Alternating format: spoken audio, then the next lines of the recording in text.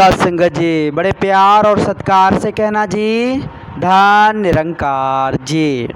सत्संगत जी, बड़ा ही खुशी का समा, बड़ा ही आनंद का पल है। समय के रहबर सदगुरु माता जी के असीम कृपा से, रहमत से, आशीर्वाद से सत्संगत जी हम सबों को ये संगत करने का परम सौभाग्य सत्संगत जी मिला हुआ है। वाकई में सत्संगत जी, जब हमारे जीवन में सत्संग मिलता है, संत महात्माओं के संग, संत महात्माओं के अमोलक वचन विचार को श्रवण करने का जब सौभाग्य प्राप्त होता है, वाकई में सत्संगत जी जीवन जीने की असली तरीका, असली कला हमें समझ आती है। क्योंकि सत्संगत जी जीने का तरीका, सलीका और कला, सत्संगत जी वो हमें अच्छे विचार से ही मिलेंगे, और अच्छे विचार संत महात्माओं के चरणों में ही सत्संगत जी हमें मिल पाएगा। ऐसे अगर देखा जाए, आज सांसारिक तौर पर अगर बात भी किया जाए, तो आज हर जगह सत्संगत जी, हर मोड़ पर एक इंसान दूसरे इंसान को भटका रहे हैं, खुद भी भटक रहे हैं, दूसरे को भी भटका रहे हैं। आज सत्संगत जी लोगों की मन इतनी बेचैन, इतनी परेशान है, जो खुद को भी सत्संगत जी आनंद से नहीं रह सकता। अपने परिवार में 5 आदमी है, पाँचों मिलकर नहीं रह पाता सत्संगत जी, इतनी ज़्यादा बेचैनी है। विचार करना होगा सत्संगत जी। संत महापुरुष इस धराधाम पर आकर जब देखते हैं कि एक भाई भाई का नहीं हो रहा है, एक पिता पुत्र में लड़ाई झगड़ा हो रहा है, मतलब अत्याचार का बोलबाला हो रहा है, नफ़रत की दीवारें खड़ा हो रहा है, तो संत महात्माओं का आगमन होता है सत्संगत जी। धराधाम को बचाने के लिए सदगुरु आते हैं, धराधाम को बचाने के लिए कि इंसान समझ जाए, एक इंसान अपनी महत्ता को समझ जाए, अपनी पहचान कर ले। आज हमें खुद से भी पूछने का वक्त नहीं है सत्संगत जी।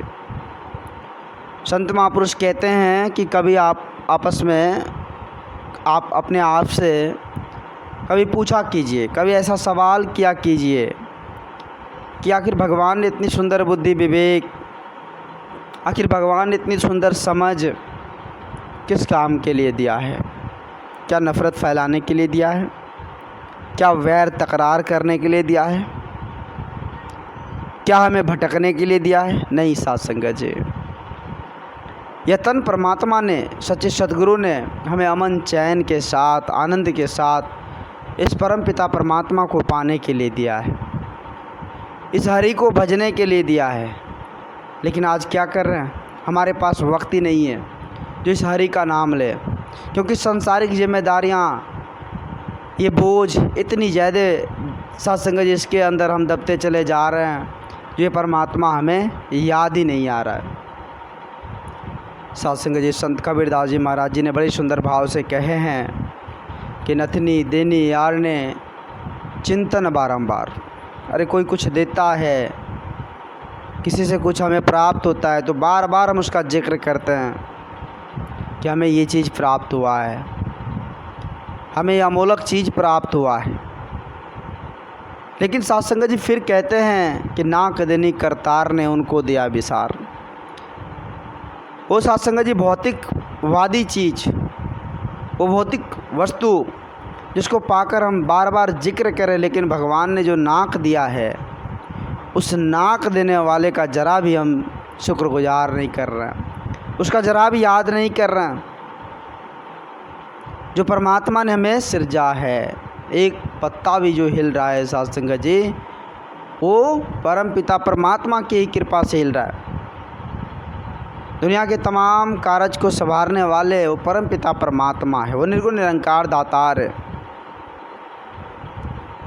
उसी के बल सत्संगत जी सारा कुछ हो रहा है। ये सृष्टि जो चल रहा है, ब्रह्मांड, कल्पना कीजिए कि ब्रह्मांड कितनी बड़ी है।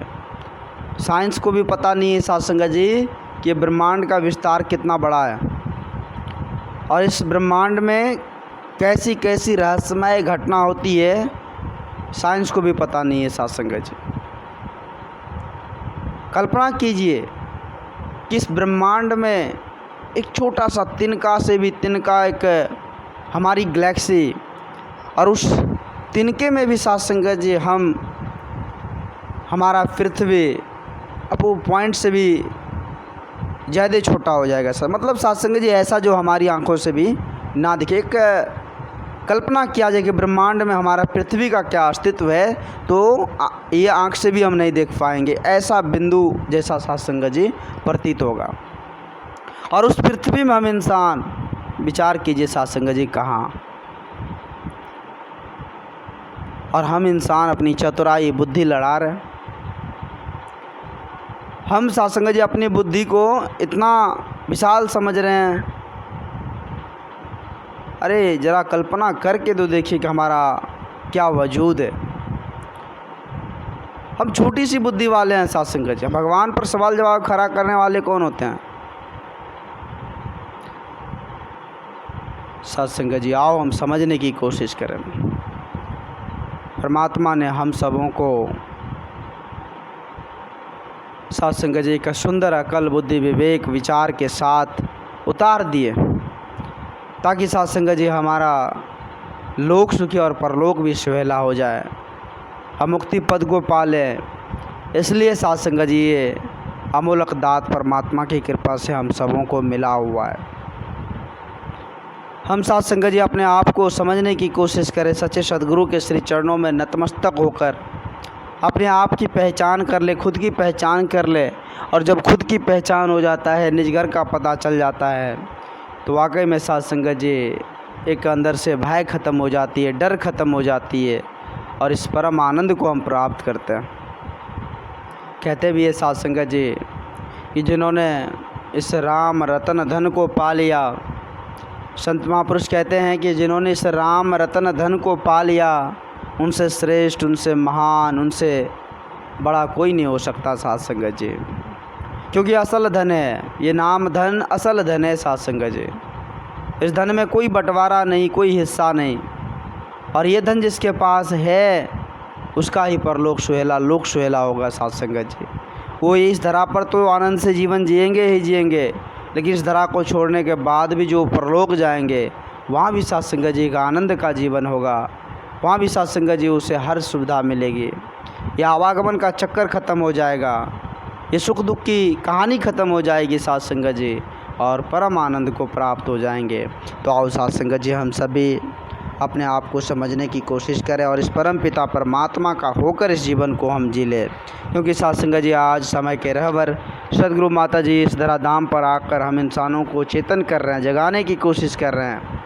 हम इंसान जाग जाएं और इस ज्योति से रूबरू हो जाएं। इस ज्योति से रूबरू होने के बाद जीवन सफल हो जाता है साथ संगत जी। जीवन के असली अर्थ को हम समझ पाते हैं जब इस ज्योति से रूबरू हो जाते हैं। तो दास अधिक शब्दों का सहारा नहीं लेगा, दास माफ़ी चाहेगा आप जैसे भी संत महात्माओं के पावन पवित्र चरणों में।